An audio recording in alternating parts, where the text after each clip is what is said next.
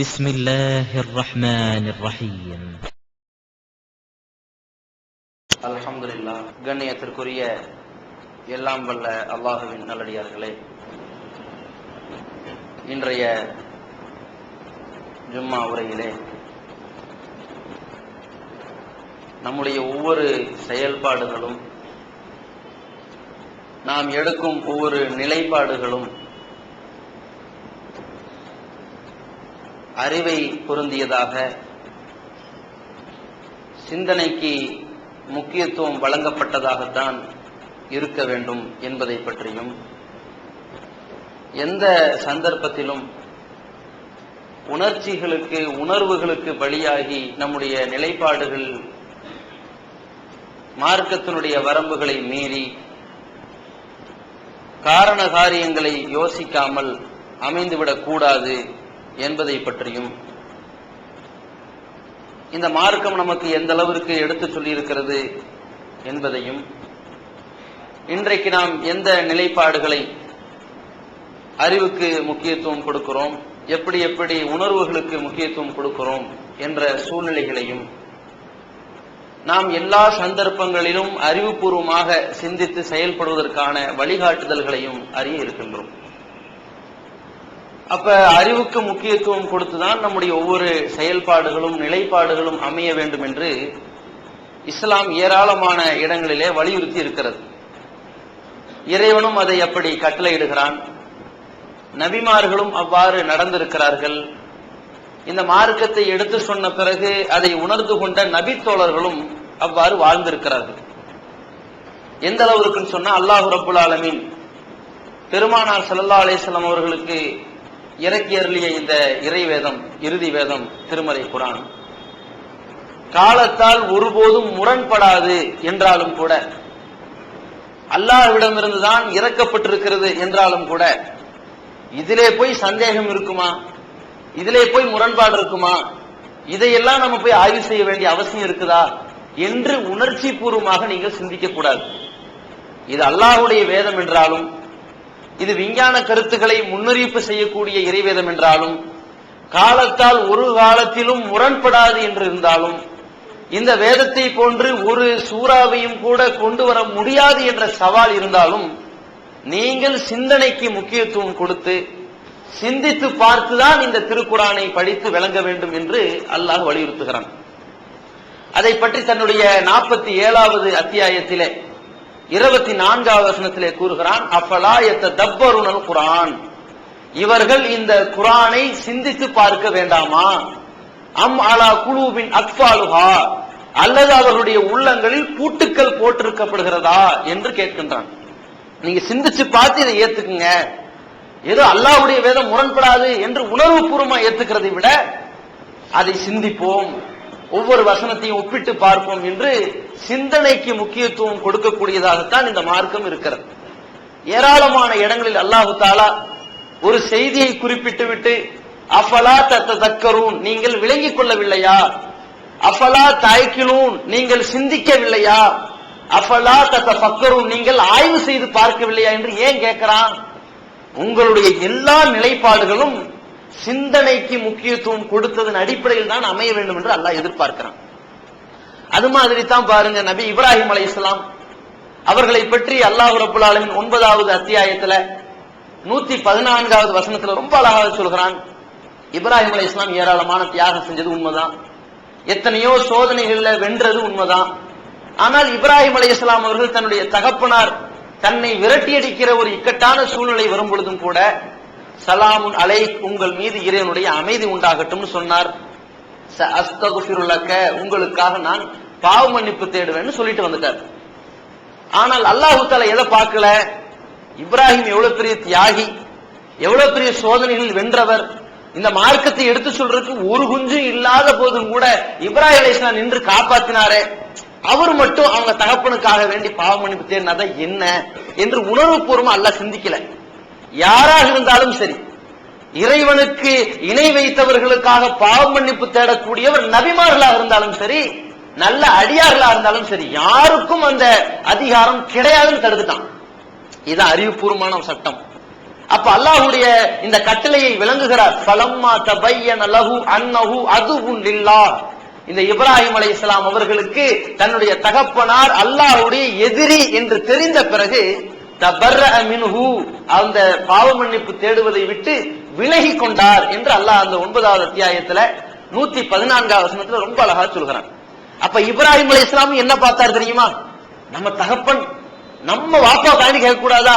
நான் இந்த மார்க்கத்துக்கு எவ்வளவு செய்திருக்கிறேன், எவ்வளவு உயிரை விட்டு இருக்கிறேன், எப்படி நெருப்பு குண்டத்துல வீசப்பட்டிருக்கிறேன், ஒரு பாவ மன்னிப்பு கேட்க அனுமதி இல்ல, என்னடா இந்த மார்க்கம்னு போகல, சரியான கட்டளை தான் இறைவன் போதித்திருக்கிறான் என்று ஒதுங்கிக் கொள்கிறார். இதைத்தான் அல்லாஹ் வலியுறுத்துகிறான். அதே மாதிரி நம்ம ஏராளமான பயான்கள் கேள்விப்பட்டிருக்கிற ஒரு சம்பவம், காப் பின் மாலிக்ங்கிற ஒரு சஹாபி அதோடு மற்ற 2 சஹாபாக்கள், மொத்தம் 3 சஹாபாக்களை தபூக் யுத்தத்துல கலந்து கொள்ளல அப்படிங்கிறதுக்காக வேண்டி ரசூலுல்லாஹி ஸல்லல்லாஹு அலைஹி வஸல்லம் ஊர் விளக்கம் செஞ்சாங்க, சமூக பகிஷ்காரம் செஞ்சாங்க, யாரு கூடயுமே பேசக்கூடாதுன்னு சொன்னாங்கல்லவா. ஆனா அந்த வரலாறு நீங்க உணர்ந்து பாத்தீங்கன்னா, வரலாறுல கொஞ்சம் ஆய்வு செஞ்சு பாத்தீங்கன்னா, இஸ்லாமிய வரலாறுல நடக்காத ஒரு போர் தபூக் போர் தான். பத்ர் போர் நடந்த போர், பத்ர் என்ற இடத்தில் நடந்த போர். உஹது போர் என்றது உஹது என்ற மலைக்கு அருகில் நடந்த போர். ஆனால் தபூக் என்ற அந்த மதீனாவுக்கு பக்கத்தில் இருக்கிற அந்த பகுதியிலே போருக்காக வேண்டி சஹாபாக்கள் சென்றார்கள், உண்மைதான். நபிகளார் சென்றது உண்மைதான். ஆனால் போர்க்களத்தில் எதிரிகள் கலந்து கொள்ளாமல் பின்வாங்கியதும் உண்மைதான். அப்ப நடக்காமல் வெற்றி கிடைத்த ஒரு போர் தபூக் போர். அப்ப ரசூலுல்லாஹி ஸல்லல்லாஹு அலைஹி வஸல்லம் என்ன நினைச்சிருக்கணும்? போர்க்களம் என்ன மூண்டவா செஞ்சது, போர் நடந்ததா செஞ்சது, யுத்தம் தொடங்கவா செஞ்சுச்சு, எதிரிகள் தான் வரலையே, வந்தவனை பத்தி என்ன பஞ்சாயத்து, வராதவனை பத்தி என்ன பிரச்சனை என்று நினைக்கல. ஏன் நினைக்கல? ஒருவேளை யுத்தம் நடந்திருந்தால் இந்த வந்த சஹாபாக்கள் யுத்தம் நடக்காது நினைத்து வந்தார்களா, அல்லது நடக்கும் பொழுது உயிரை நீக்க வேண்டும் என்று வந்தார்களா? நடக்கும், நடந்தால் நாம் தியாகம் செய்ய வேண்டும், போரில் வெற்றியும் உண்டு தோல்வியும் உண்டு என்றுதானே வந்தார்கள். அப்ப இவர்களுக்கு நியத்துக்கு கூலி கிடைக்கிற மாதிரி வராதவர்கள் போர் நடக்காம இருக்கும் அதனால போக வேண்டாம் என்று போனார்களா? இல்ல, போலாம் அப்ப போலாம் நினைச்சிட்டு போகாம விட்டாங்க. அது அவர்களுக்கு தப்பு தான், அது பாவம் தான் என்று அங்க உணர்வுக்கு முக்கியத்துவம் கொடுக்காம அறிவுக்கு முக்கியத்துவம் கொடுத்து நபி ஸல்லல்லாஹு அலைஹி வஸல்லம் அந்த தண்டனையை நடைமுறைப்படுத்துறாங்க. அந்த சஹாபாக்களும் கூட அதை ஏற்றுக்கொள்ளும் பொழுதும் கூட அங்க உணர்வுக்கு முக்கியத்துவம் கொடுக்கல. அல்லாஹ்வின் தூதரே, உங்களோடு பத்ர்ல கலந்து கொண்டோம், உஹதுல கலந்து கொண்டோம், ஏதோ கொஞ்சம் லேட்டா போச்சு, போர் நடக்க வேற செய்யல, இதுக்கு போய் இப்படி பண்ணிட்டீங்களே என்று கேட்கல. அல்லாஹ்வுடைய தூதர் சொல்ற இந்த கட்டளை ஏத்துக்கிட்டு போனோம்னா மறுமையில பிரச்சனை இல்லை என்று உணர்ந்து கொண்டார்கள். அப்ப அறிவுபூர்வமாகத்தான் அதை ஏற்றுக்கொள்கிறார்கள். எந்த அளவுக்குன்னு சொன்னா, இந்த போர் இதை பத்தி சஹீஹுல் புகார்ல 4ஆம் பாகத்துல நம்ம பார்க்கலாம். இந்த மாதிரி ரசூலுல்லாஹி ஸல்லல்லாஹு அலைஹி வஸல்லம் பேசக்கூடாதுன்னு சொன்ன பிறகு காப் பின் மாலிக் ரலியல்லாஹு எப்படியாவது அல்லாஹ்வுடைய தூதருடைய முகத்துக்கு முன்னாடி நின்னு ஒரு சலாமாவது வாங்கிடலாமே, அஸ்ஸலாமு அலைக்கும் சொன்னா வலைக்கும் சலாம் சொல்ல போறாங்க, தூதர் அளவுல ஒரு சலாமாவது இருக்குதுன்னு நினைச்சுக்கலாம்னு சொல்லி பக்கம் பக்கமா போய் நிக்கிறாங்க. ரசூலுல்லாஹி ஸல்லல்லாஹு அலைஹி வஸல்லம் கண்டுக்கிறதே கிடையாது. அந்த உத்தரவு நிறைவேற்ற வரைக்கும், அல்லாஹ்வுடைய கட்டளை மாறுற வரைக்கும் அதே சட்டம் தான் நடைமுறையில் இருக்குது. அப்ப இந்த மாதிரி நேரத்துல என்ன ஆகுதுன்னா, அபூ கத்தாதா ரலியல்லாஹு அன்ஹு போறாங்க காப் பின் மாலிக். அபூ கத்தாதா யாரு? காப் பின் மாலிக் ரலியல்லாஹு அன்ஹுடைய சாச்சா பையன், சித்தப்பா மகன், ஒன்று விட்டு அண்ணன் தம்பிங்கிற பகுதியில வருவார், சகோதரர். அப்ப அவர்கிட்ட போய் சொல்றாரு, நீ யார் யோசிச்சு பார்க்க கூடாதா, நான் எவ்வளவு தியாகம் பண்ணிருக்கிறேன், அப்ப நான் இது வேணும்ட்டு திட்டமிட்டா ஒதுங்கிட்டேன், ரசூலுல்லாஹ் ஒரு சலாமாவது சொல்லலாம் இல்லையா என்று அங்க கேட்கறாங்க, வருத்தப்படுறாங்க. இங்க அபூ கத்தாதா ரலியல்லாஹு அன்ஹு என்ன நினைச்சிருக்கலாம், பரவாயில்ல எவ்வளவோ தியாகம் பண்ணவரு, ஒரு சலாம் கூடவா ரசூலுல்லாஹ் சொல்லக்கூடாது, இருங்க நான் பரிந்துரை பண்றேன் என்று பேசணும். அங்கேயும் உணர்வுக்கு முக்கியத்துவம் தரல. அண்ணனா இருந்தா என்ன, தம்பியா இருந்தா நமக்கு என்ன, நீங்க போர்ல அல்லாஹ்வுக்காக வேண்டி தியாகம் பண்ணது அர்ப்பணிச்சதெல்லாம் அல்லாஹ்வுக்கு தெரியும், ரசூலுல்லாஹ் பேசக்கூடாதுன்னு சொல்லிட்டாங்கல்ல, பேசக்கூடாது போங்கன்றார் அவரு. அவர் எப்படி ஏத்துக்கிறாரு? அல்லாஹ்வுடைய தூதருடைய கட்டளை, அவ்வளவுதான். அண்ணனா இருந்தா என்ன, தம்பியா இருந்தா நமக்கு என்ன, அது என்ன சலாம் மட்டும் கொடுக்குறது, எதையும் பேசக்கூடாது, பேசக்கூடாது எதையுமே பேசக்கூடாதுன்னு ஒதுங்கினார் அல்லவா. இதுதான் அறிவுக்கு முக்கியத்துவம். இது மாதிரியாகத்தான் அல்லாஹ் தஆலா எதிர்பார்க்கிறான், அப்படி ஒரு கட்டளை இடுகிறான். அந்த மாதிரி சில நேரங்கள்ல நம்ம உணர்வுக்கு முக்கியத்துவம் கொடுத்து தொலைநோக்குல சிந்திக்காம காரண காரியத்தை விளங்காம மார்க்க வரம்ப மீறி புறம் வைங்க, அல்லாஹ்விடத்தில் கண்டிக்கப்படக்கூடிய செயலாகவும் அது ஆகியது. எப்படின்னு சொன்னா, 11வது அத்தியாயத்துல 46வது வசனத்துல அல்லாஹ் சொல்லித் தருகிறான் இந்த நூஹ் அலைஹிஸ்ஸலாமுடைய சம்பவத்தை பற்றி. நூஹ் அலைஹிஸ்ஸலாம் யார்? பல்லாண்டு காலம் பிரச்சாரம் செய்தவர்கள், பல 100 ஆண்டு காலம் பிரச்சாரம் செய்த போதும் தன்னுடைய பிள்ளையை அவருக்கு நேர்வழி காட்ட முடியல. ஏன்னா நேர்வழி காட்டுற அதிகாரம் அல்லாஹ்ட்ட தான் இருக்குது. அப்ப நேர்வழி காட்ட முடியல என்று இருந்தாலும் கூட அந்த பிள்ளைய இந்த கப்பல்ல ஏத்த முடியாது. ஈமான் கொண்டவங்களை மட்டும்தான் கப்பல்ல ஏத்த முடியும். அப்ப கப்பல் ஏறியாச்சு, மழை பொழிய ஆரம்பிச்சிருச்சு, மக்களை அழிக்க ஆரம்பிச்சிருச்சு, உலகத்திலே மிகப்பெரிய ஒரு பேரலையும் வருது. அப்ப இந்த கப்பல் உயர்த்தப்படுது. அந்த நேரத்தில் அவசரப்பட்டு இறைவா இன்னபனி மின் அகலி, என் புள்ள என்னுடைய குடும்பத்தை சார்ந்தவன் தானே, என் குடும்பத்தில் உள்ள என் பிள்ளைய காப்பாத்திரிவான் தப்பான்னு கேட்க ஆரம்பிச்சிட்டாங்க. புள்ள யாரு? இறைவனை எதிர்த்தவன், நிராகரித்தவன். நிராகரிச்சவனுக்கு பிரார்த்தனை செய்யலாமா? பாவ மன்னிப்பு கேட்கலாமா? ஈடேற்றம் கேட்கலாமா? சாதாரணமான முறையில உலகத்துல பிரார்த்தனை செய்யலாம், நேர்வழி கேட்கலாம், நோய் நிவாரணம் கேட்கலாம். ஈடேற்றம் இவனுக்கு சொர்க்கத்துல வெற்றி கிடைக்கிற மாதிரி அந்த நயவஞ்சகர்கள் அழிக்கப்பட்டு பாவிகள் அழிக்கப்பட்டு நல்லவர்கள் காப்பாற்றப்படுகிற இந்த வாய்ப்பை கேட்கலாமா? கேட்க கூடாது. அப்படி கேட்டுறாங்க இவங்களை இஸ்லாம். ஏன்? அங்க பெத்த மனசு பித்துங்கிற மாதிரி அந்த பிள்ளைய பார்த்த உடனேயே மார்க்கம் மறையுது. அது அல்லாஹ் என்ன சொல்றான்னா, இது இன்னும் லைசன் அகலிக்க, அது உன் புள்ள கிடையாது, உன் சொந்தம் கிடையாது, உன் கொள்கை ஏற்று வந்தவங்களா இல்ல. அப்ப நீ கேட்கறது எப்படி இருக்குது?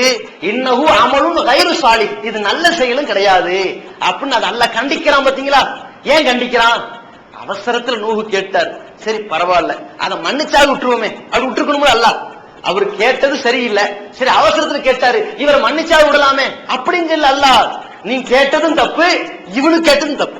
அப்ப இப்படி கேட்கிறதே ஒரு கெட்ட செயல் அல்லாஹ் கண்டிக்கிறான் என்றால், எந்த சந்தர்ப்பத்திலையும் இஸ்லாம் உணர்வுக்கு முக்கியத்துவம் கொடுத்து ஒரு முடிவு எடுக்கிறது கிடையாது. அறிவுக்கு தான் முக்கியத்துவம், அறிவுபூர்வமாகத்தான் முக்கியத்துவத்தை இந்த மார்க்கம் சொல்கிறது. இந்த வாசலை திறந்து நம்ம இன்றைய உலக சூழல் என்னன்னு சிந்திச்சு பாருங்க. மார்க்க ரீதியாக எப்படி எப்படி எல்லாம் நம்ம தடம் புரள்றோம் அப்படின்னு பாருங்க. இன்றைக்கு குர்ஆன் சுன்னாவை ரெண்ட விட்டுட்டு விதத்துகள் உருவாக்கப்படுறதுக்கு காரணம் என்ன? உணர்வுகள் தான். சாதாரண ஒரு உதாரணத்துக்கு மௌலித் எடுத்துக்கங்க. மீலாது விழா கொண்டாடுவாங்க. ஏன்பா மீலாது விழா? உடனே பேசுவாங்க, பெரியாருக்கு பிறந்தநாள் இருக்கிறது, அண்ணாவுக்கு பிறந்தநாள் இருக்குது, காமராஜருக்கு பிறந்தநாள் இருக்குது, அல்லாஹ்வுடைய தூதருக்கு இருக்க கூடாதா அப்படிம்பாங்க. அதை டக்குன்னு அதை உணர்ச்சிக்கு பலியாக, ஆமாம இருக்கணுமே, நம்முடைய உயிரை விட மேலானவருக்கு ஒரு பிறந்தநாள் இல்லாம இருந்தா என்ன அப்படின்னு கேட்பாங்க. பாத்தீங்களா? இதான் அப்படி உணர்வுக்கு பலியாகிறது. ஆனா அல்லாஹ்வுடைய தூதர் இதை சொன்னாங்களா? அவனுக்கு இருக்கட்டும் இவனுக்கு இருக்கட்டும், தூதருக்கு வேணும்னு அல்லாஹ்வுடைய தூதர் எதிர்பார்த்தாங்களா? அதை அங்கீகரிச்சாங்களா? எந்த பிறந்தநாள் கலாச்சாரத்தை உலகத்துல கொண்டு வந்தாங்களோ அந்த நசாராக்கள் கிறிஸ்தவர்களுடைய கூட்டத்தை பத்தி ரசூலுல்லாஹ் என்ன சொன்னாங்க? சஹீஹுல் புகாரில முஸ்லிம்ல பாக்குறமே, லா துத்ரி தூணி கமா அத்திரத்தின் நசாரா ஈசா இப்னு மரியம், மரியமின் மகன் ஈசாவை, இயேசுவை கிறிஸ்தவர்கள் வரம்பு மீறி புகழ்ந்தது போல என்னை புகழாதீர்கள். வலாக்கின் கூலு அப்துல்லாஹி வ ரசூலுஹு, என்னை பத்தி நீங்க பேசணுமா அல்லாஹ்வுடைய அடிமைன்னு சொல்லிட்டு போங்க, அல்லாஹ்வுடைய தூதர்னு சொல்லிட்டு போங்க. இதுதான் எனக்கு இருக்கிற பொறுப்புண்டாங்க ரசூலுல்லாஹ். இதை விட ஒரு அழகான வழிகாட்டுதல் தேவையா? அப்ப இப்படிப்பட்ட கட்டளையும் தாண்டி உணர்ச்சிக்கு பலியாகும் பொழுது இந்த வரம்பு மீறுதல் வருது. இப்போது புத்தம் புது வடிவில் பல சிறப்பம்சங்களுடன் onlinepj.com மற்றும் tntj.net இணையதளங்கள் மௌலிது ஓதணுமேன்னு வருது. இது எங்க உணர்ச்சிக்கு பலியாகி மன் அஹதஸஃபி அம்ரினா ஹாதா, நமது கட்டளை இல்லாத ஒன்றை, மாலைஸ மின்ஹு, நாம் கட்டளை இல்லாத ஒன்றை, கட்டளை இடாத ஒன்றை யார் செய்கிறாரோ ஃபஹுவ ரத்துன், அது அல்லாஹ்விடத்தில் ரத்து செய்யப்படுங்கிற அந்த கட்டளையையும் மறந்து எதுல உண்டாக்கி விடுது? வரம்பு மீறி ஒரு காரியத்துல தள்ளுதுன்னு சொன்னா இங்க உணர்ச்சிக்கு நம்ம பலியாகிட்டு இருக்கிறோம். இது மாதிரி பெரும்பாலான பிரமத கலாச்சாரம் கூட உள்ள வந்ததுக்கு என்ன காரணம்? அங்க ஒரு மஞ்சள் கயிறு கட்டினா, இங்க ஒரு கருப்பு கலர்ல கட்டினா என்ன? அட ரசூலுல்லாஹ் இதெல்லாம் சொன்னாங்களா? இப்படி கட்டுறது ஒரு பெண்ணடிமையா தெரியலையா? இதை நம்ம யோசிக்கணும். அப்ப அறிவுபூர்வமாக எங்க யோசிக்காம விடுறோமோ, அறிவு என்னைக்கு அடகு வைக்கிறோமோ, அப்ப அப்படியே அழகான முறையில் இந்த உணர்வுக்கு பலியாகி மூடத்தனமான மார்க்கத்துக்கு விரோதமான காரியம் எல்லாம் பூந்து. இது மார்க்க விஷயத்துல உலக அளவுல பாருங்க, இன்னைக்கு உலக அளவுல பல நாடுகள், பல நாட்டவர்கள், இஸ்லாமியர்கள் பாதிக்கப்படுகிற இடங்கள்ல ஒரு முடிவு எடுப்பாங்க அவசரப்பட்டு. என்ன முடிவு எடுப்பாங்க? நம்ம அதிகமா பாதிக்கப்பட்டுகிட்டு இருக்கிறோம், அதிகமா செத்துக்கிட்டு இருக்கிறோம், இந்த அழிவை நீக்கணும்னா ஒரே ஒரு வழி இருக்குது, நம்ம தற்கொலைப்பட தாக்குதலா உள்ள பூந்துட வேண்டியதான். எப்படிப்பா? ஒரு லாஜிக் சொல்லுவாங்க, நான் ஒரு வெடிகுண்டை கட்டி கொண்டு போனேன்னா 100 பேர் கொண்ட மக்கள் மத்தியில போய் வெடிக்க செய்வேன், 100 காலி, நான் ஒண்ணுதான காலி, இங்க 1 அங்க 100, சரிதான், தற்கொலைப்பட தாக்குதல் கூடுன்னு நம்ம நினைக்கிறோம். இதுதான் தூர நோக்கு சிந்தனை இல்லாம எடுக்கிற முடிவு, உணர்ச்சிக்கு பலியாக எடுக்கிற முடிவு. எந்த நேரத்திலையுமே இறைவனுடைய கட்டளைக்கு மீறாமதான் முடிவு எடுக்கணும். வலா தக்துலு அன்ஃபுஸக்கும், உங்களை நீங்களே கொன்று கொள்ளாதீர்கள்னு அல்லாஹ்வுடைய கட்டளை. அப்ப என்ன பண்றது? அப்ப யார் அநியாயமானவங்கள தன்னை கொலை செய்யறானோ அவன் நரகத்துக்கு போறான்னு வருது. அந்த கட்டளை என்ன பண்றது? அட கடைசி வரைக்கும் போராளியாக இருந்து திடீரென்று இறை மார்க்கத்துக்கு மீறிய ஒரு சஹாபியுடைய வரலாறு பார்க்கிறோம். அதுக்கு என்ன பண்றது? அப்ப கொஞ்சம் யோசிக்கணும். சில நேரத்தில் நம்ம இது வேற மாதிரி யோசிப்போம். குழந்தை பிறக்கிற சந்தர்ப்பம், இப்ப குழந்தைக்கு ஒரு இக்கட்டான கட்டம், இந்த மாதிரி சந்தர்ப்பத்தில் குழந்தை பிறக்குதுன்னு சொன்னா அம்மாவுக்கு ஒரு இக்கட்டான சூழ்நிலை வந்துருச்சு. இப்ப வாழ்வா சாவாங்கிற சூழ்நிலை வருது. ஒண்ணு நீங்க குழந்தையை இழந்துக்கிறதாக இருந்தா அம்மா காப்பாத்திடுவாங்க, அம்மா பழச்சுக்குவாங்க. அம்மாவை நீங்க இழக்கிறதா இருந்தா குழந்தை பழச்சுக்கும். அம்மாவா புள்ளையான்னு கேட்கும்போது நம்ம என்ன பண்ணுவோம்? எல்லாரும் சொல்லுவோம் புள்ள வேண்டாம் அம்மா வேணும். தாயா புள்ளையான்னு வரும்பொழுது புள்ள போனாலும் பரவாயில்ல தாய் தான் வேணும்னு நினைக்கிறீங்க. தான் உயிர் இருக்கணும். 4 குழந்தை இன்னி பெத்துக்கிட்டு போயிடலாம். குழந்தை இருந்து நான் என்ன இழந்து குழந்தை பெறணுமா? அட தான் 10 மாசம் ஊட்டணும், 10 மாசம் உள்ள உணவு வழங்கி ஏற்பட்டிருக்குது, 10 மாசம் சுமந்து இருக்கிறோம். இருந்தும் நம்ம என்ன நினைக்கிறோம்? தன் குழந்தை நமக்கு வேண்டாம், நான் இருந்துட்டு போறேன்னு நினைக்கிறோமா இல்லையா? இதான் சரியானதும் கூட. அப்ப இது மாதிரி நம்ம போய் நம்ம உயிரை விட்டு 100 பேரை காப்பாத்துறதா யோசிக்கணுமா இல்லையா? இஸ்லாத்தை பொறுத்த வரைக்கும் தன்னை காப்பாத்துறதுக்கான ஒரு இக்கட்டு வந்தால் தன்னை காப்பாத்துறத ஃபர்ஸ்ட் செய்யணும். அப்ப தன்னை காப்பாத்துறதுக்கு போருக்கும் இந்த நேரடி தாக்குதலுக்கும் தற்கொலை தாக்குதல் வித்தியாசம் இருக்குது. தற்கொலை தாக்குதல் 100% மைனஸ் தான். தன்னை இழக்கிறேங்கிற அடகு வச்சுட்டு தான் உள்ள போய் போர் நடக்குது, இந்த தாக்குதல் நடக்குது. தன்னை இழந்துட்டு தான் அங்க 4, 5, 40. ஆனா போருங்கிறது என்ன? தனக்கு வாழ்வா சாவா, வாழ்வும் கிடைக்கும் சாவும் கிடைக்கும். ரெண்டுமே நேரடியா இருந்து மோதிரம், ரெண்டுமே இருந்து அவனை கோழையாக்காம மோதிரம், 2 பேரும் வீரனா இருந்து மோதிரம். இப்படி இருக்கும் பொழுது நம்ம ஒருத்தனா இருந்து அவன் 100 பேரை அழிக்கவும் முடியும். ஆனா இவங்க என்ன நினைக்கிறாங்கன்னா நம்ம ஒருத்தர் அவன் 100 நினைக்கிறோம். அதல்ல, நம்ம இங்க 1 இழப்போம், அங்க 100 அழியும். எதிர் நாட்டுக்காரன் என்ன பண்ணுவான்? 1000 கொண்டு வந்து குவிப்பான். நீங்க இப்ப எத்தனை பேர் போறீங்க? இப்ப எதிர்த்து சண்டையிட்டு பாருங்க. நம்ம ஒரு ஆளு சண்டையிட்ட ஒரு 4 அழிச்சோம், அதுக்கப்புறம் சண்டையிட்டு இன்னொரு 4 அழிச்சோம். ஆள் இருந்துகிட்டே இருக்குது, அங்க அழிஞ்சுகிட்டே இருக்குது. ஏன் இறை நாட்டத்துல இது நடக்காதா? இதை இப்படி நினைக்கணும். இறை வரம்புக்கு மாற்றமாக உணர்ச்சிக்கு பலியாகி இந்த தற்கொலை தாக்குதல் ஆதரித்த இந்த உலக அளவுல நீங்க எந்த நாடை எடுத்துக்கொண்டாலும் ஒரு நாடாவது இந்த தற்கொலைப்படை தாக்குதல் மூலமாக வெற்றி பெற்ற சரித்திரம் உண்டா? ஒண்ணும் கிடையாது. இது அந்த நிலைப்பாடு. அதே மாதிரி இந்திய அளவுல பாருங்க, நம்ம மக்கள்கிட்ட இன்னொரு ஒரு நோய் இருக்குது. என்ன நோய்? ஆங்காங்கே பாதிக்கப்படுகிற முஸ்லீம்களை பார்ப்பாங்க. அங்க பாதிக்கப்படுகிற அந்த ஒரு இக்கட்டான அசம்பாவியத்தை எல்லாம் பார்த்துட்டு சொல்லுவாங்க, இத நீக்கிறதுக்கு ஒரே வழிதான் இருக்குது, ஜிஹாது பண்ணணும். எடுத்தோம் கவிழ்த்தோங்கிற கை வச்சாதான் உண்டு, நாம அப்படி களை இறங்கினாதான் உண்டு. இப்படி உணர்ச்சி வசமா சொல்லும் பொழுது, பாத்தீங்களா குஜராத்தை பாத்தீங்களா, பீகாரை பாத்தீங்களா, லட்டூரை பாத்தீங்க, இப்படி எல்லாம் பேசும்பொழுது அப்படியே நமக்கு இப்படி பொங்கும் உணர்ச்சி. அப்ப உணர்ச்சி பொங்கி இப்ப என்ன செய்யலாம், எதை வேணாலும் செய்யலாம்னு உள்ள போகும் மனசு வரும். அப்ப அறிவு அப்படி மறந்துருவோம். அப்ப இந்த மாதிரியான உணர்ச்சி வசப்படும் பொழுதுதான் நம்ம பாவமான காரியத்தின் பக்கம் இறக்கப்படும். கொஞ்சம் யோசிச்சு பார்க்கணுமா இல்லையா? அல்லாஹ் போர்க்களத்தை பற்றியே சொல்றான், உங்கள 100 பேர் இருந்தீங்கன்னா எதிரிகளை 200 பேர் வெல்ல முடியும். அப்ப 1:2 தான் போர்க்களத்துக்கே.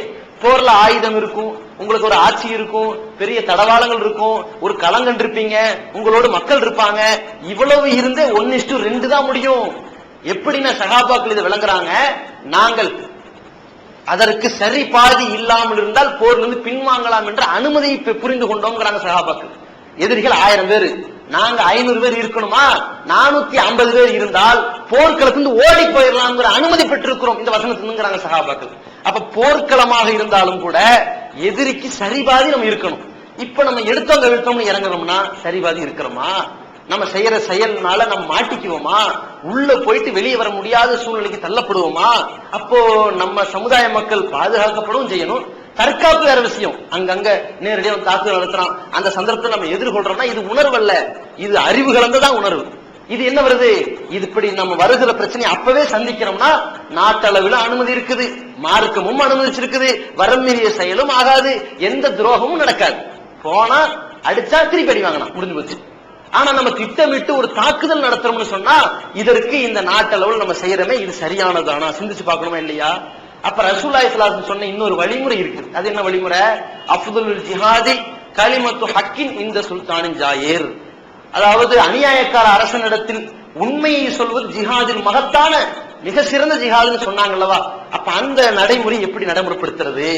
அதிகாரத்தை மாற்றணும், ஆட்சியை மாற்றணும், காவல்துறையை நம் கட்டுப்பாட்டில் கொண்டு வரணும். ரோட்ல நின்னோம்னா அதிகாரம் பயப்படணும், ஆட்சி அதிகாரம் நமக்கு கலங்கணும் என்கிற சூழலை ஏற்படுத்தணும்னா பிரச்சனை முடிஞ்சு போச்சு. நமக்கும் பாதிப்பு இல்ல, ரசூலுல்லாஹ்வுடைய கட்டளைக்கும் மீறல, மார்க்க வரம்புக்கும் உட்பட்டோம், யாரையும் அநியாயமா தாக்கல, எல்லாம் ஈக்குவலா இருக்குதா? இது அறிவு. இப்ப அறிவுபூர்வமான நிலைப்பாடு சரியா, உணர்வு பூர்வமா அவசரப்படுறது சரியா? கொஞ்சம் யோசிச்சு பாருங்க. இப்படி அவசரப்பட்டு உள்ள போனவங்க வெளியே வர்றதுக்கு கொஞ்சம் கூட முடியாம திணறி கொண்டிருக்கிற காரணம் என்ன? உணர்வுக்கு முக்கியத்துவம் கொடுத்தா இதான் பிரச்சனை. ஏகத்துவம் ஓரிரை கொள்கையை விளக்கும் ஒப்பற்ற மாத இதழ் PJ, MI சுலைமான், ஷம்சுல்லுஹா, இன்னும் பல சிறந்த அறிஞர்களின் கருத்து கருவூலங்கள், இன்னும் பல சிறந்த அம்சங்களுடன் வெளிவரும் ஏகத்துவம் இதழை படித்து உங்கள் மார்க்க அறிவை வளர்த்துக் கொள்ளுங்கள். ஆண்டு சந்தா உள்நாடு 100 ரூபாய், வெளிநாடு 400 ரூபாய், தனி இதழ் 9 ரூபாய். உங்கள் டிராப்ட்களை ஏகத்துவம், இலக்கம் 30, அரண்மனைக்காரன் தெரு, மண்ணடி, சென்னை 3 என்ற முகவரிக்கு அனுப்பி வையுங்கள். மகளிருக்கு வழிகாட்டும் மாத இதழ் தீன்குல பெண்மணி, தமிழ்நாடு தவ்ஹீத் ஜமாத்தின் மேற்பார்வையில் முஸ்லிம் பெண்களுக்கான இல்லற கடமைகள், மருத்துவ பகுதி, சிறுவர் பகுதி, திருமண தகவல் பகுதி, ஹதீஸ் திறனாய்வு போட்டி மற்றும் பல சுவையான அம்சங்களுடன் வெளிவரும் முஸ்லிம் பெண்களுக்கான முழுமையான மாத இதழ் தீன்குல பெண்மணி. ஆண்டு சந்தா உள்நாடு 100 ரூபாய், வெளிநாடு 400 ரூபாய், தனி இதழ் 9 ரூபாய். உங்கள் MODD-களை எடுத்து அனுப்ப வேண்டிய முகவரி தீன்குல பெண்மணி, நம்பர் 30, அரண்மனைக்காரன் தெரு, மண்ணடி, சென்னை 1. இது இந்திய அளவுல. தமிழக அளவுல பாருங்க ஒரு நோய் எப்படி வருது. என்னது? நாமெல்லாம் பல சமுதாய அமைப்புகளாக, பல மார்க்க அமைப்புகளாக பிரிந்திருக்கிறோம். நம்ம எல்லாம் ஒண்ணு சேரணும், ஒண்ணு சேரணுங்கிற நியத்து நல்லா இருக்குது, முறை சரியில்லை. எப்படி சேரணுமா? எல்லாரும் வாங்க ஒரு மேடையில் ஏறி பேசிக்கிட்டு போயிருவோம். இது ஒரு முறை, நல்ல முறையா? நான் ஒரு கருத்து பேசுவேன், எனக்கு எதிரான கருத்து உள்ளவர் அதை அங்க பேசிட்டு போயிருவாரு. மக்களை மடையனாக்கிற வேலை செய்யக்கூடாது. நான் எதிர்த்தரப்பில் உள்ளவர்களை கடுமையா சாடி என் மேடையில பேசுவேன், அவர் என்ன சாடி இன்னொரு மேடையில பேசிடுவாரு. ரெண்டு பேரும் அமைதியா வந்து ஒரே மேடையில பேசிட்டு போறது சரியா? கொஞ்சம் யோசிச்சு பாருங்க. அப்ப இது நயவஞ்சகத்தனமா அமையாதா? அப்ப இந்த ஒற்றுமைங்கிற நோக்கம் நல்லா இருக்குது. முறை என்ன செய்யணும்? முறைக்கு சரியான வழி ரெண்டு பேருக்கும் இடையில பேசணும். அல்லாஹ் தஆலா கிறிஸ்தவர்கள்ட்ட பார்த்து என்ன சொல்றான்? வேதக்காரர்களை பார்த்து என்ன சொல்றான்? யூத கிறிஸ்தவர்களை, தஆலவு இலா கலிமத்தின் சவாயின் பைனனா வ பைனக்கும், நமக்கும் உங்களுக்கும் இடையில வணக்கத்திற்குரிய ஒரு இறைவனை வணங்கணுங்கிற ஒரு கொள்கை இருக்குல்ல, வாங்க பேசுவோம். பேசுவோம்னு கூப்பிடுறாங்கல்ல, இந்த பேச்சுவார்த்தையின் மூலமாகத்தான் நமக்கு ஒற்றுமைங்கிற விடிவு காலம் பிறக்கும். அப்போ சமுதாய ரீதியா நமக்கு மாறுபட்ட கொள்கைகள் இருக்கிறாங்களா? வாங்க நம்மளும் வருவோம், ஒரு குழு அமையுங்க, ரெண்டு பேரும் பேசுவோம். உங்க நிலைப்பாடுகள் தப்பா இருந்தா நீங்க திருத்திக்கங்க, எங்க நிலைப்பாடு தப்பா இருந்து நீங்க நிரூபிச்சீங்கன்னா அதை நம்ம திருத்திக்கிறோம், சேர்ந்து போயிடும். மார்க்க ரீதியான குழப்பங்கள் இருக்குதா? ஒரு குழு, அறிஞர் குழு அமைங்க, நம்மோட அறிஞர் குழு அமைப்போம், பேசுவோம், தீர்வு கிடைச்சிடும். அப்போ பேச்சுவார்த்தை நடத்தி தீர்வுகள் கிடைக்காத வரைக்கும் ஒற்றுமை வேணும் ஒற்றுமை வேணும்னு பேசிக் கொண்டிருப்போம். ஆனால் நம்ம எல்லாத்தையும் நல்ல பேர் வாங்கறதுக்கு நடிக்கிறோம்னு அர்த்தம். அப்ப இது உணர்வு. பேச்சுவார்த்தையில் தான் ஒற்றுமை பெற வேண்டும், பெற முடியும் என்பது அறிவு. இந்த நிலைப்பாடுகள் இப்படிதான் பிரிச்சு பார்க்கணும். நீங்க மூணாவது கடைசி நிலைப்பாடுகள் என்ன? இன்னைக்கு தமிழக அளவுல அந்த அரசியல் களம் ரொம்ப இந்திய அளவுல சூடு பிடிச்சிருந்தாலும் தமிழக அளவுல முஸ்லிம்கள்ட்ட பெரிய ஒரு எதிர்பார்ப்புகளுக்கு இடையில நடந்துகிட்டு இருக்குது. அப்ப இந்த மாதிரி சந்தர்ப்பம் டக்குன்னு நம்ம என்னதான் கொள்கையில உறுதியாக இருந்தாலும் கொஞ்சம் அந்த இனவெறி, அந்த இனமாச்சரியம், அப்படி இன உணர்வு நம்மள அப்படி மிகைக்கும் பொழுது என்ன ஆகுதுன்னா, நம்ம என்ன பண்றோம்னா கொஞ்சம் அறிவுக்கு முக்கியத்துவம் கொடுக்காம போயிடுறோம். நம்ம என்ன நினைக்கிறோம்? நமக்குன்னு ஒரு அரசியல் கட்சிகள் வேண்டாமா? நமக்குன்னு ஒரு 4 வேட்பாளர்கள் வேண்டாமா? அந்த வேட்பாளர்கள் உள்ளே புகுந்த பிறகு அவர்களை வெற்றி செய்ய வைக்க வேண்டாமா? இப்படிங்கிற ரெண்டு ஒரு நிலைப்பாடு எடுக்கிறோம். நமக்கு ஒரு வேட்பாளர் வேண்டும், அவர்களை வெற்றி செய்ய வைக்க வேண்டும், வெற்றி பெற வைக்க வேண்டும், ரெண்டு நிலைப்பாடு. முதல் நிலைப்பாடு நமக்கு வேட்பாளர் வேணும் தான், மாற்று கருத்து கிடையாது. நம்மளும் அரசியல் அதிகாரத்துல உள்ள போகணுங்கிறது மாற்று கருத்து கிடையாது. அப்ப அரசியல் அதிகாரத்துல உள்ள போகணும்னு சொன்னவர்கள் தான், அதாவது ஒரு காலத்தில் இந்த போராட்டம், இந்த ஆர்ப்பாட்டம், இந்த எடுத்தோம் கவிழ்த்தோம் இதெல்லாம் ஒண்ணுமே செட் ஆகாது, அரசியல் தான் முக்கியம்னு சொல்லி உள்ள போனவர்கள் மாறி வந்ததுக்கு காரணம் என்னது? உள்ள பூந்து ஏதாவது ஒரு அதிகாரத்தை நம்ம பெறணும்னு போறாங்கல்ல. இப்ப இது மாதிரி பெறணும்னா கொஞ்சம் யோசிச்சு பார்க்கணும். என்ன யோசிக்கணும்? நாம கல்வியில இடஒதுக்கீடு கிடைக்கிறதுக்கு போராடணும். நமக்கு அதிகாரம் இருந்துச்சா? அரசியல் வட்டம் இருந்துச்சா? ஒண்ணுமே இல்லை. போராட்ட வீரிய குணம் இருந்துச்சு. இந்த வீரிய குணத்தை பெற்று கல்வியில் இடஒதுக்கீடு வாங்கிட்டோம், வேலை வாய்ப்பு இடஒதுக்கீடு வாங்கிட்டோம். அரசியல் அதிகாரத்துல இடஒதுக்கீடு வாங்குறதுக்கு என்ன பண்ணணும்? அதெல்லாம் நம்ம களமிறங்கணும். நம்ம டார்கெட் இதை முடிஞ்சு வந்துட்டு இருக்கும்போது ஏன் டபார்னு அரசியல குதிக்கணும்? இதுவே தப்பு. நம்ம டார்கெட் அடுத்து என்ன? அடுத்து என்னன்னா, நம்ம நாட்டுல பாக்குறோம் 22 கோடி முஸ்லிம்கள் இருக்கிறாங்க. இந்த 22 கோடி முஸ்லிம்களுக்கு இத்தனை வேட்பாளர்கள் நியமிக்கப்பட வேண்டும்னு சொல்லி சதவீத விகிதாச்சார அடிப்படையில் எங்களுக்கு அரசியல் அமைச்சர்கள் உண்டாகணும், வேட்பாளர்களை நீங்க கொடுக்கணும், தொகுதிகளை ஒதுக்கணும்னு நம்ம போராட்டம் பண்ணோமா? அது ஒரு பல வருஷம் கஷ்டப்படுறோமா? அதுல பெரிய ஒரு லாபத்தை பெற போறோம், பெறுவோம். அல்லது நம்ம என்ன பண்ணணும்? தலித்தின மக்களுக்கு ரிசர்வ் தொகைன்னு அறிவிக்கப்பட்டிருக்கிற மாதிரி முஸ்லிம்கள் வாழுகிற மக்களுக்கு முஸ்லிம்கள் தான் போட்டியிடணுங்கிற ஒரு தொகுதியா முஸ்லிம்களுக்கு என்று ரிசர்வ் தொகுதியை அறிவிக்கிறதுக்கு ஏற்பாடு பண்ணலாம், அதுக்கு போராட்டம் பண்ணலாம், அதுக்கு ஆர்ப்பாட்டம் பண்ணலாம், அந்த உரிமையை வென்றெடுக்கலாம், பிரச்சனை சால்வ். சமுதாயத்துல நம்ம அரசியல் ரீதியா உள்ள பூந்து செய்யணும் என்றால் இப்படி செஞ்சாதான், அப்ப அரசியல் சக்திகளாக நம்ம போனாதான் மார்க்கத்தை காப்பாத்திக்கிட்டு அரசியல் சக்திகளா இருக்க முடியுமே தவிர, இப்ப இருக்கிற மாதிரி நிலைமைகள்ல நம்ம அரசியல் சக்திகளா உள்ள பூந்தோம் சாக்கடையா தான் வெளியே வருவோம். அங்க போய் ஜால்ரா தட்டக்கூடியலாம் தான் மாறுவோம். ஒரு சாதாரண சின்னஞ்சிறு பொறுப்பை வாங்கிட்டு சட்டத்துக்கு அப்படியே அடிபணிஞ்சு போய் அநியாயத்திற்கு அடிபணிஞ்சு போகிற ஒரு இழிவு நிலையெல்லாம் பாக்குறோம்னா என்ன காரணம்? இந்த அரசியல் செட்டப்பை மாத்திரக்கு நம்ம போராடிட்டு நல்ல அரசியல் செட்டப்பை உண்டாக்கிட்டு உள்ள போகணும். இது ஒண்ணு. ரெண்டாவது என்ன, சரி ஒரு வாதத்துக்கு இவங்க இப்ப வந்திருக்கிறாங்க, இவர்களையாவது மேல் மிச்சமா தூக்க வேண்டும் அல்லவா இப்படி நம்ம நினைக்கிறோம். திருக்குரான் தமிழாக்கம் பி ஜெயினலாபிதீன், அனைவருக்கும் புரியும் எளிய நடை, தேவைப்படும் வசனங்களுக்கு தெளிவான விளக்கங்கள், கலை சொற்களின் விளக்கங்கள், திருக்குரான் எவ்வாறு அருளப்பட்டது, எவ்வாறு தொகுக்கப்பட்டது என்பது குறித்து முழுமையான விளக்கம். நபிகள் நாயகம் ஸல்லல்லாஹு அலைஹி வஸல்லம் காலம் முதல் இன்று வரை குர்ஆன் பாதுகாக்கப்பட்ட வரலாறு, திருக்குரான் இறைவனின் வார்த்தைகள் என்பதற்கான அடுக்கடுக்கான ஆதாரங்கள், முந்தைய பதிப்புகளை விட மெருகூட்டப்பட்ட செய்திகள், கூடுதலான பக்கங்கள், அழகிய வடிவமைப்பு, உயர்தரமான பைண்டிங், விலை ரூபாய் 300 மட்டுமே. வெளியீடு மூன் பப்ளிகேஷன், நம்பர் 83/3, முதல் மாடி, மூர்தரு, மண்ணடி, சென்னை 1. போன் 65690810. என்ன நினைக்கிறோம்? அவருடைய பெயர் இஸ்லாமிய பெயரா இருக்குது, இதைத்தான் நினைக்கிறோம். இஸ்லாமிய பெயரா இஸ்லாம் அல்லாத பெயரான்னு நீங்க பார்க்க கூடாது. எந்த சந்தர்ப்பத்திலையும் ஒரு ஆட்சி அதிகாரம் ஒரு ஆளை தேர்ந்தெடுக்க நம்ம என்ன பண்ணணும்? நம்முடைய பகுதிக்கு நல்லது செய்கிறாரா, நம்முடைய பகுதிக்கு நல்லது செய்கிறாராங்கிறத விட நாம ஏற்றுக்கொண்டிருக்கிற குர்ஆன் சுன்னா, இந்த குர்ஆன் சுன்னாவை அவர் விளங்கி இருக்கிறாரான்னு நம்ம தேவையில்லை. அதிகாரி அமைச்சருக்கு குர்ஆன் சுன்னா தெரியுங்கிற அவசியம் நம்ம இஸ்லாமிய ஆட்சி நடத்த போறோம் இல்ல, மாற்றாருடைய ஆட்சி ஜனநாயக ஆட்சி மத்தவங்க நடத்திக்கிட்டு இருக்காங்க. அப்படி இருக்கும் பொழுது இவருக்கு குர்ஆன் சுன்னால எத்தனை ஹதீஸ் தெரியும், எத்தனை குர்ஆன் வசனம் தெரியும்னு பார்க்க வேண்டிய அவசியம் இல்லை. அவரை என்னன்னு பார்க்கணும்? நாம ஏற்றிருக்கிற குர்ஆன் ஹதீஸிற்கு எவ்வளவு தூரம் இடைஞ்சலா இருக்கிறாங்கன்னு நம்ம பார்க்கணும். அதான முக்கியம். அப்ப ரசூலுல்லாஹி ஸல்லல்லாஹு அலைஹி வஸல்லம் நஜ்ஜாஷி மன்னர் ஒரு பார்வையில பார்த்தாங்க, அபூஜஹல வேற பார்வை பார்த்தாங்களா இல்லையா? நஜ்ஜாஷி ஹெர்குலிஸ் மன்னர்கிட்ட போய் இஸ்லாத்தை எடுத்து சொல்றதுக்கு தூதுக்குழு அனுப்புனாங்க. இன்னொரு பக்கம் அபூஜஹலை எதிர்த்து போரிடுவதற்கான வேலையை தானே செஞ்சாங்க. ஏன்? இவன் நம்ம கொள்கையை தெரிஞ்சு அடிக்க வரான், அவன் தெரியாம எதிர்க்கிறதா ஆதரிக்கிறதான்னு புரியாம இருக்கிறான். வித்தியாசப்படுத்தா இல்லையா? அப்ப நம்ம என்ன பார்க்கணும்? நம்ம யாரை ஆதரிக்கணும்னு பார்க்க கூடாது. சமுதாய அளவில் நல்லது செய்கிறார்களா கெட்டது செய்கிறார்களா ரெண்டாவது.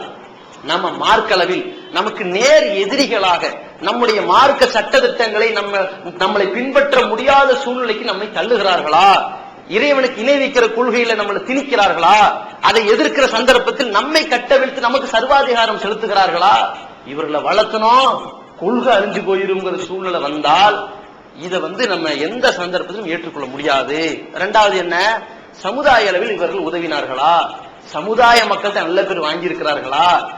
உதாரணத்துக்கு ஒரு வாரியம் என்று வாங்கினார்கள், அவர்கள்ட்ட நல்ல பேர் இருக்குதா அவங்களுக்கு? வாரியம்னா ஒரு பள்ளிவாசல் எப்படி நடைமுறைப்படுத்த வேண்டும், நிர்வாகம் எப்படி நடைமுறைப்படுத்தப்பட வேண்டும்ங்கிற ஒரு சட்ட ஒழுங்குகளை சொல்லி அந்த நிர்வாகத்தை சீரமைச்சு எல்லா ஊர்களையும் சிற்கு பிதத்தான அனாச்சாரங்கள் ஒழிக்கப்பட்டு சிறந்த நிர்வாகங்களை உருவாக்கி, அல்லது சிறந்த சிற்கு பிதத்தை இவங்க பார்வையில் ஒழிக்காட்டியும் கூட கணக்கு வழக்குகளை சரியாக வைக்கிற நிர்வாகத்தை உருவாக்கி வக்ஃப் சொத்துக்கள் எதுவோ அதை முறையாக பெற்று அதை ஒப்படைத்து அது மாதிரியான வேலையாவது செய்தார்களா, அல்லது நிர்வாகிகள்கிட்ட போய் நல்ல முறையில் அணுகுமுறை காட்டினார்களா, அல்லது நிர்வாகிகளிடத்துல கோப பார்வையோடு பெற்றிருக்கிறார்களா, அவரிடத்துல கட்டாயமாக திணித்து சர்வாதிகாரம் நடத்தி கொண்டிருக்கிறார்களா, ஆட்களை வைத்து வேலை வாங்குற வேலையை செய்கிறார்களா என்றதெல்லாம் சமுதாய ரீதியாகவும் நம்ம பார்க்கணும். எடுத்தோம்னா இவங்க எங்களுக்கு எதிரானவங்க அதனால நாங்க கவுக்குறோம் மட்டும் நீங்க நினைச்சிடக்கூடாது. இவர்கள் நமக்கு கொள்கையில் எதிரானவர்கள், கொள்கையில் எதிரில் நமக்கு உயர்ந்த நிலையில் இருக்கிறாங்க. எதிரி பட்டியல்ல கொள்கையிலேயே நம்மை குத்தக்கூடியவர்கள் உயர்ந்த நிலையில் இருக்கிறாங்க. பிளஸ் சமுதாயத்திற்கும் அவர்கள் உதவாக்கரைகளாக, அதாவது வாக்குறுதி கொடுத்தார்கள். இந்த ஏற்கனவே ஒரு அரசியல் கட்சி இருந்தது, அது இஸ்லாமிய மார்க்கத்தை உள்ளவர்களாக தன்னை காட்டிக் கொண்டு இருந்தார்கள். அவர்களுடைய கொள்கை சரியல்ல, அரசியல் சாக்கடை சரியல்ல, அது வீரியமல்ல என்று சொல்லி தனக்கு ஒரு சிறந்த கழகத்தை உருவாக்க வேண்டும் என்று போனார்கள். இவர்கள் வளர்ந்து மீண்டும் அரசியல் கட்சிக்கு போவதை விட இருக்கிற அரசியல் கட்சியை வளர்த்திட்டு போயிருக்கலாமே. அப்ப மக்களை நம்ப வச்சு கழுத்தெடுத்தவர்கள் ஆட்சியை பெற்று நம்மை காப்பாற்றுவார்களா? இதுதான் அறிவுபூர்வமா யோசிக்கணும். அப்போ அறிவா உணர்வான் வரும் பொழுது நம்ம எப்பொழுதுமே சீறி பயக்கூடாது, சிந்தனை செய்துதான் முடிவெடுக்க வேண்டும். இதைத்தான் மார்க்கம் சொல்கிறது. இப்போது விற்பனையில் இஸ்லாம் கூறும் பொருளியல் சகோதரர் பிஜே அவர்கள் உரையாற்றிய பொருளாதாரம் சம்பந்தமான 27 மணி நேர தொடர் சொற்பொழிவு. என்ன வியாபாரம் செய்யலாம், பங்குச் சந்தையில் ஈடுபடலாமா, இன்சூரன்ஸ் செய்யலாமா, MLM வியாபாரத்தில் ஈடுபடலாமா, குத்தகை, பங்கு வணிகம் மற்றும் வியாபாரம் தொடர்பான அனைத்து சந்தேகங்களுக்கும் குர்ஆன் ஹதீஸ் அடிப்படையில் தெளிவான விளக்கங்கள் 3 டிவிடிகளாக விலை ரூபாய் 75 மட்டுமே. கிடைக்கும் இடம் TNDJ வீடியோ விஷன், நம்பர் 30, அரண்மனைக்காரன் தெரு, மண்ணடி, சென்னை 1. அல்லாஹ்